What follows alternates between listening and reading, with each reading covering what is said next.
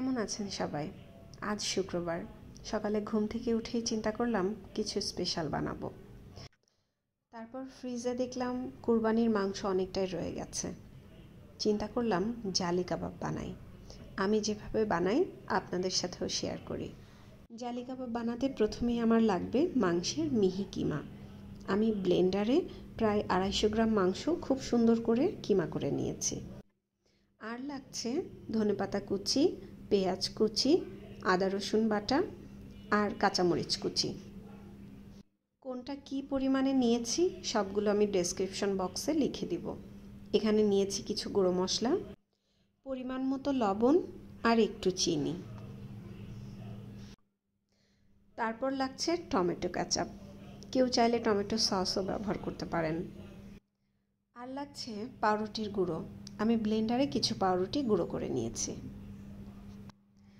এখন এই মাংসের কিমার মধ্যে আমি একে একে সব কিছু দিয়ে মিক্স করে নেব।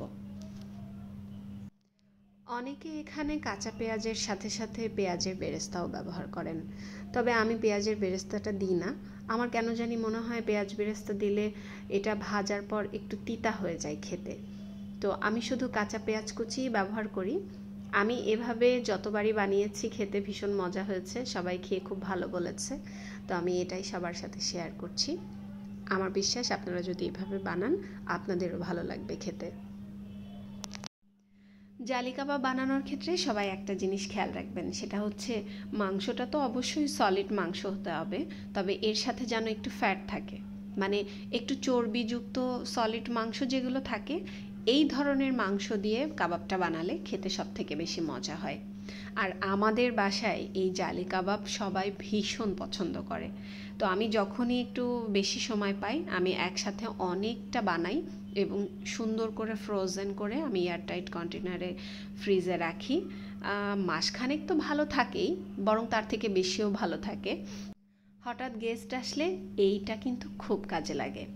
এছাড়াও নিজেদের হঠাৎ খেতে ইচ্ছা হলো, টুক করে ফ্রিজ থেকে বের করে নিয়ে ভেজে খেয়ে নিলাম, বা একটু বিরিয়ানি রান্না করলাম, তখন একটু বিরিয়ানির সাথে জালি কাবাব কিন্তু খুব ভালো যায়।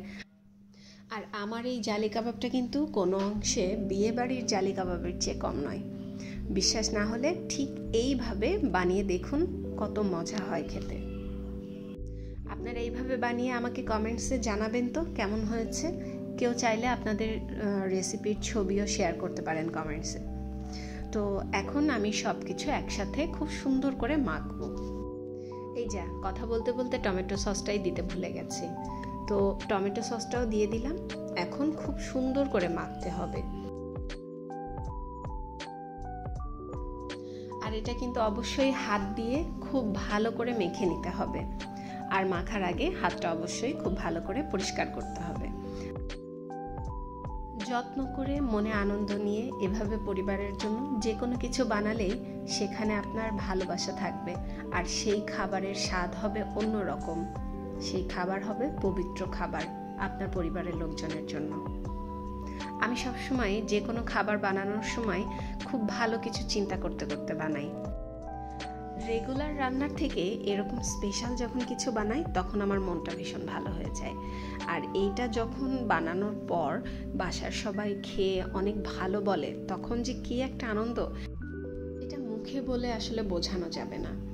যারা প্রত্যেক দিন আগুনের তাপে পুড়ে ঘেমে হাত কেটে কষ্ট করে এক একটা জিনিস পরিবারের জন্য রান্না করেন, পরিবারের সবার উচিত খাবার খেয়ে সবসময় অ্যাপ্রিসিয়েট করা। সেক্ষেত্রে যিনি রান্না করেন তিনি রান্নায় উৎসাহ পাবেন এবং সবার জন্য রান্না করতে আরও বেশি আগ্রহী হবেন। রান্নাটা তো আসলে একটা আর্ট। সবাই হয়তো এটা এনজয় করেন না, আবার কেউ কেউ হয়তো এই কাজের মধ্যেই অনেক সুখ খুঁজে পান। তবে যে কোনো কাজের অ্যাপ্রিসিয়েশন না থাকলে তখন কিন্তু সেই কাজের আনন্দ হারিয়ে যায়। এই যে কথা বলতে বলতে আমি খুব ভালো করে মাংসটা মেখে নিলাম।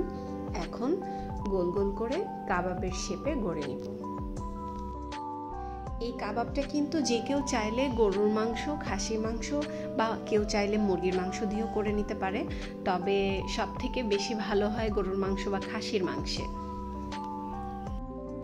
এখন আমি এর মধ্যে কিছু পাউরুটির গুঁড়ো দিয়ে দিলাম এতে করে খুব সুন্দর বাইন্ডিংস হবে। এখন আবার একটু ভালো করে মেখে নিব।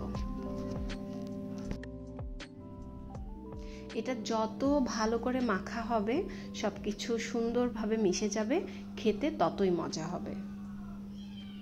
মাখার উপরেও এই কাবাবের স্বাদ কিন্তু নির্ভর করছে। মাংসের আরও কিছু মজার মজার রেসিপি কিন্তু আমার জানা আছে। আর কি কি রেসিপি আপনারা দেখতে চান আমাকে জানাতে পারেন, যেমন শামি কাবাব বা ঝুরা মাংস, আচারি মাংস। আমি চেষ্টা করব আমার রেসিপিগুলো আপনাদের সাথে শেয়ার করতে। মাংসগুলো খুব সুন্দর করে মেখে নিয়েছি।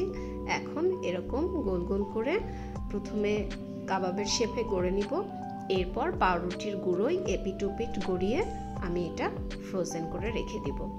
আর এখন খাওয়ার জন্য অল্প কিছু আমি ভেজে নিব। আসলে এক হাতে ভিডিও করছি আর এক হাতে কাবাবটা বানাচ্ছি, তো এইভাবে বানানো একটু কঠিন। তারপরেও আমি চেষ্টা করছি আপনাদেরকে ভালোভাবে দেখানোর। এরপর আমি ক্যামেরাটা বন্ধ করে বাকি সবগুলো বানিয়ে আবার ফিরে আসছি। এটা চাইলে অন্যরকম শেপও করা যায়, স্কোয়ার বা তিনকোনা বা গোল চ্যাপ্টা। তবে আমার মনে হয় জালি কাবাব রাউন্ড শেপেই ভালো লাগে। আর আরেকটা কথা আমি আগেই বলে নিচ্ছি, আমি কিন্তু একেবারেই প্রফেশনাল না। আমি নিজে থেকে যতটুকু পারি ওইটুকুই আপনাদের সাথে শেয়ার করছি। কেউ আশা করি ভুল ভ্রান্তি ধরবেন না, কিছু ভুল হইলেও সেটা ক্ষমা সুন্দর দৃষ্টিতে দেখবেন। আর কেউ কোনো সাজেশন দিতে চাইলে দিতে পারেন, কোনো সমস্যা নেই। এই যে এভাবে করে আমি বেশ অনেকগুলো বানিয়ে নিয়েছি, 15 থেকে 20টার মতো। বাকিগুলো আমি ডিপ ফ্রিজে তুলে দিয়েছি।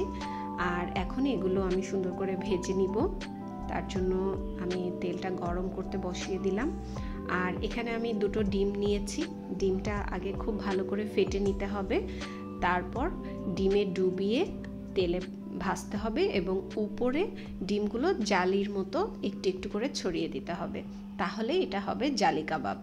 জালি কাবাব আর শামি কাবাবের মধ্যে এইটাই হচ্ছে পার্থক্য, যে জালি কাবাবটা ডিমে পরে দিতে হয় আর শামি কাবাবে মাখানোর সময় ডিমটা দিতে হয়।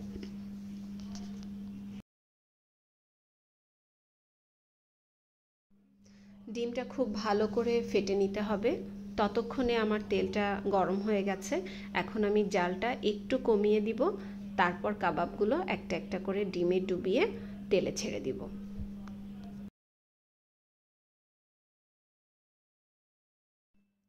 কাবাবটা ভাজার সময় চুলার আঁচটা মাঝারি থেকেও একটু কমে রাখতে হবে, তা না হলে পুড়ে যেতে পারে। ভেতরে কাঁচা থেকে যাবে, বাহিরে শক্ত হয়ে যাবে। এজন্য খুব আস্তে জালে সময় নিয়ে এপিট ওপিট খুব ভালো করে উল্টে ভেজে নিতে হবে। আর এভাবে করে সবগুলো কাবাব দেওয়ার পর একটু একটু করে ডিম উপরে জালের মতো ছড়িয়ে দিতে হবে। দাঁড়ান দেখিয়ে দিচ্ছি।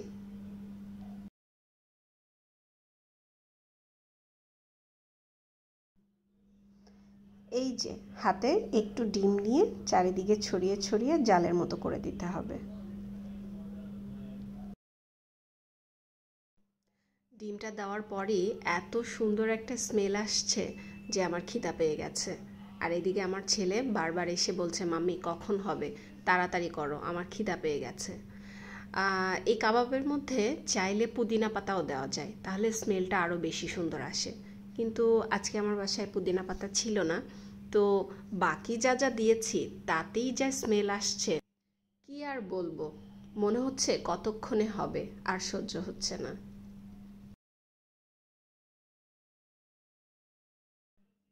এটা হতে থাকুক, ততক্ষণে আমি একটা সার্ভিং প্লেট রেডি করে নিই। আর এর সাথে একটু সালাদ না কাটলে তো হবেই না। এই যে আমার রান্না কিন্তু শেষ, সব ভাজা হয়ে গেছে। এপিট ওপিট খুব ভালো করে ভেজে নিয়েছি। এখন খুব ভালো করে তেলটা ঝরিয়ে আমি একটা টিস্যুর উপরে এই কাবাবগুলো উঠিয়ে নিচ্ছি।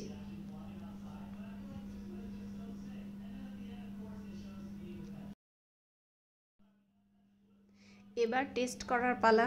দেখি ছেলে আর ছেলের বাবা খেয়ে কি বলে। মাত্রই চুলা থেকে নামালাম, এখনও যে গরম, তারপরেও তারা এখনই টেস্ট করতে চায়। তো ঠিক আছে, যে কথা সেই কাজ।